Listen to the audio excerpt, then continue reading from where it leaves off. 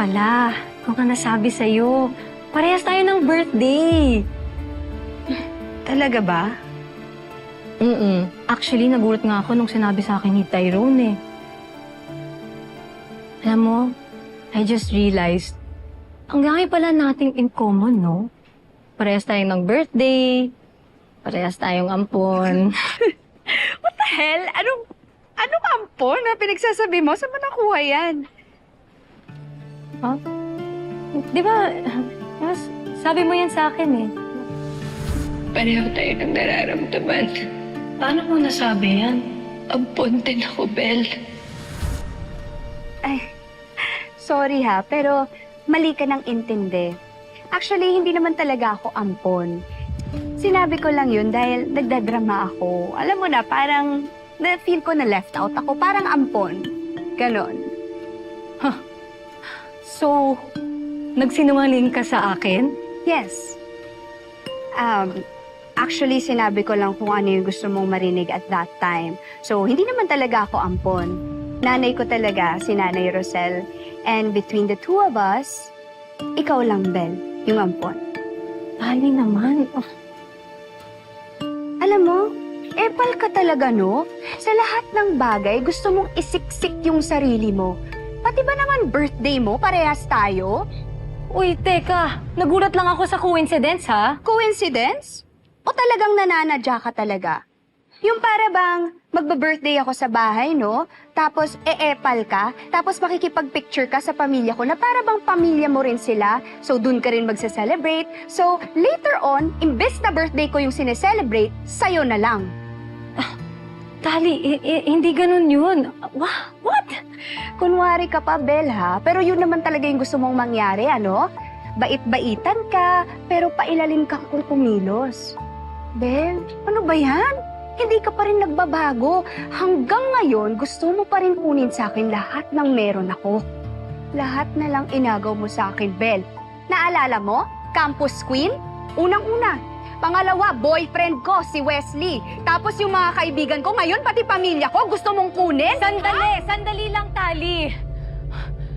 Saan ba ito nanggagaling? Ba't mo ba binabalik lahat ng mga past issues natin? Akala ko nalagpasan na natin yun, ha? Akala ko magkaibigan na tayo.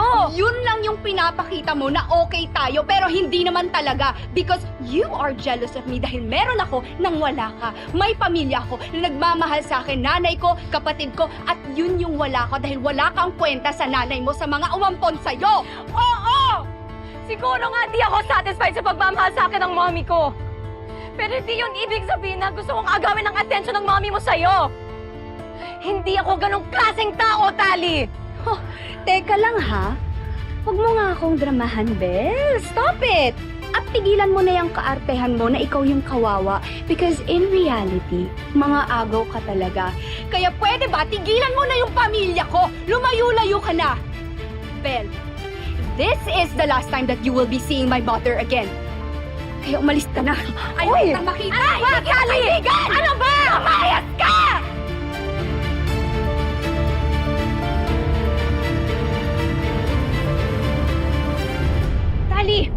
Tali, anak! Ali, tama na. Sandali, bakit kayo nag-aaway? Ano nangyayari dito? Mayas ka na! Tali, bakit mo pinapalaya si Bel? Ayoko na siyang makita, ayoko na siyang makasama, at ayoko na siyang maging part pa ng buhay natin! Tali, sandali. Tali, ano bang nangyayari dito? Kanina naman okay kayong dalawa. Nay! Hindi mo ba nakikita? Hindi mo ba nahalata? Gusto niyang kunin lahat ng meron ako!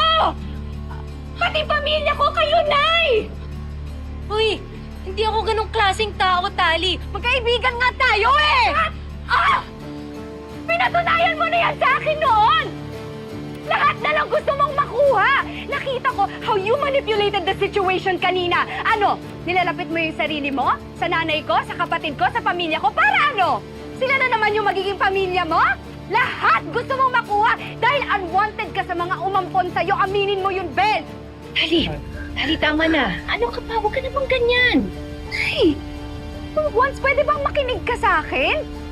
Nay, lahat ginagawa ko para mahalin ko kayo. Lahat ginagawa ko para ma-appreciate nyo ako. Okay lang sa akin ha na si Tyrone kampihan nyo dahil kapatid ko siya, kadugo ko siya. Pero what's happening now? Belle? Over me? Tali, mahal kita. Ano ba yung pinagsasabi mo? At walang makakapagpabago sa pagiging magnanay natin. Well, then patunayan nyo yun, Nay. Ngayon mismo. Mamili ka.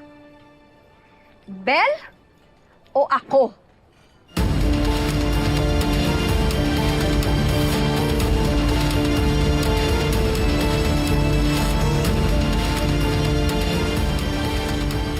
Tali, kailangan ba talagang umabot sa ganito?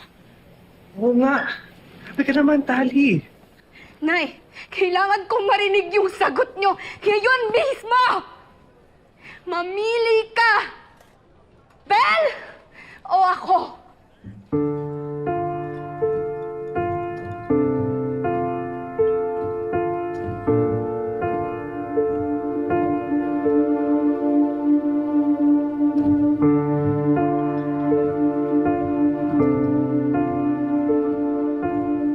Nay, sawang-sawa na akong nakikihati sa atensyon mo. Gusto ko naman maramdaman na ako lang yung anak mo na babae. Tali, anak. Ikaw lang ang anak kong babae. Ano ba yung pumapasok sa isip mo? Siyempre, ikaw lang ang pipiliin ko. Nay, Ikaw lang naman talaga ang anak kong babae.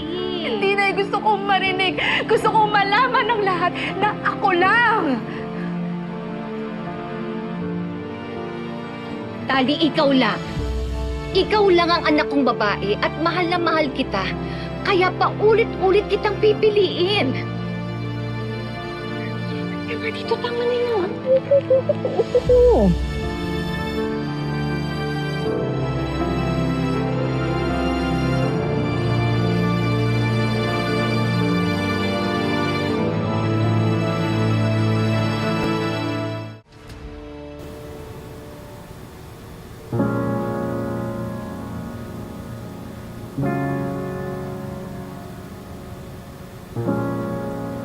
Mag-isip ka ng mga magagandang bagay, yung mga masasayang alaala. Para sa ganon, hindi mo masyadong maramdaman yung hapti. Sige po. Kaya mo yan, anak. Nanay?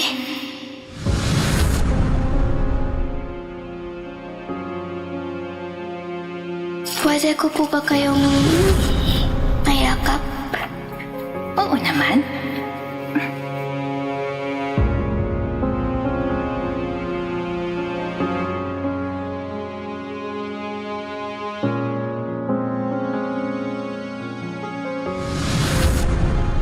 Swerte po mga anak ninyo.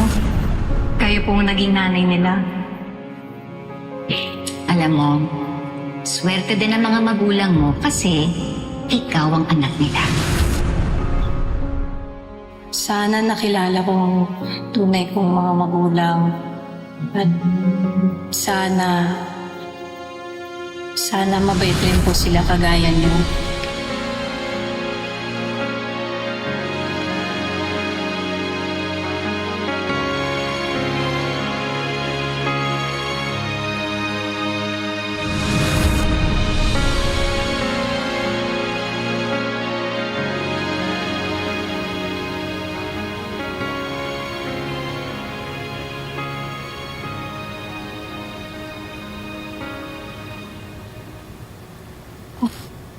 Aling bal...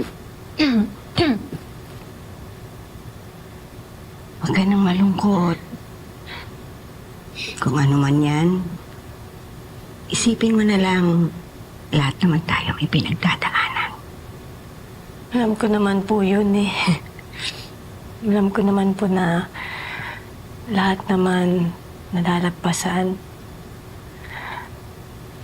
Alam ko rin na someday magiging maayos rin kami ni Tali.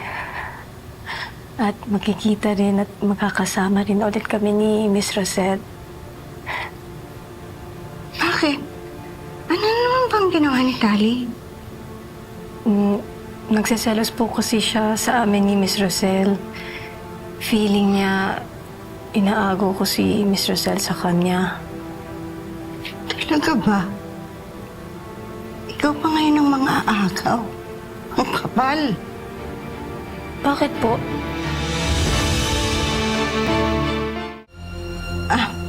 Hindi, wala. Hindi lang ako talaga makapaniwala na inaakusahan kanya ng mga agaw ka. Wala yun sa personalidad mo. Pero akala ko ba okay na kayo ni Tali? Akala ko rin po na okay rin kami, kaso parang bigla na lang siya nagbago, agad-agad. Kaya, eto, nagulat na lang ako. Asan ba yung totoong anak ni Rosel? Sabihin mo sa akin yung totoo. Saan mo dinala yung totoong anak ni Rosel? Saan mo siya dinala? Anong nangyari sa mukha mo? Kaya nga ako nagpunta dito. May nangyari sa akin, Malu. Ano nga? Ikwento mo. Posibleng alam na rin ni Tali na si Belle ang anak ni Rosel. Kaya niya pinaglalayo ang dalawa. Mga hayop talaga. Aling Malu, bakit po?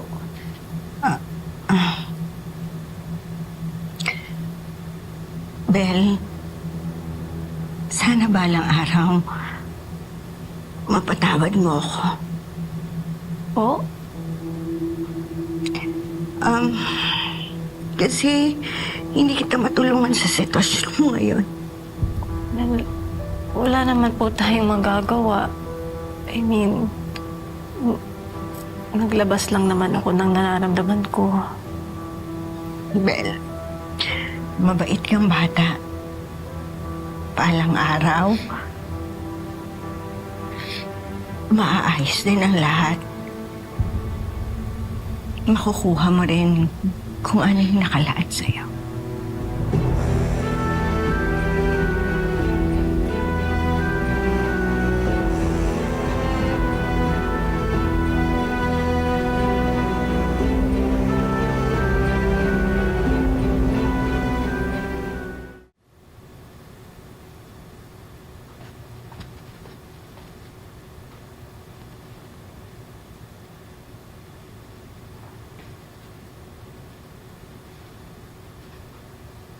Tay, ba't gising pa kayo?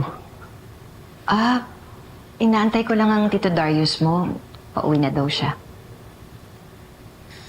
Nay, alam kong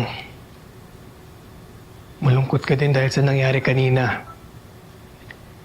Kilalang kilala mo talaga ako. Oo naman, Nay. Kahit pa paano, alam ko naging close din kayo ni Belle. Alam mo kasi, bata pa lang si Belle. Parang nagkaroon na kagad kami ng koneksyon. Hindi ko nga mapaliwanag eh. Hindi ko rin maintindihan. Pero basta parang ang gaan lang ng loob ko sa kanya. Nay, mabait naman talaga si Belle. Kaya kahit kapatid ko si Tali, hindi ko maiwasang maikumpara sila. Kahit kailan kasi, napaka-insecure ni Tali. Kayaan mo na yung kapatid mo. Naglalambing lang yun. Siguro gusto lang talaga niya maramdaman na mahalaga siya. Nay, hindi pa ba sapat lahat ng ginagawa niyo para sa kanya? Ba't ang selfish niya? Alam mo anak, iba-iba kasi ang tao. At pagdating naman sa emosyon, mahirap talagang pigilan yun. Kaya kung minsan, hayaan na lang natin siya, huwag na natin pansinin. Para sa ganun, magkaroon na rin ng katahimikan, di ba? Pero ikaw nagsasakripisyo. Kayo ni Belle. Ilipas din yun. Tsaka sigurado naman ako na hindi ako ganung malulungkot kasi nandiyan ka para pasayahin ako. Oo naman, Nay. Dito ako para sa'yo kahit kailan.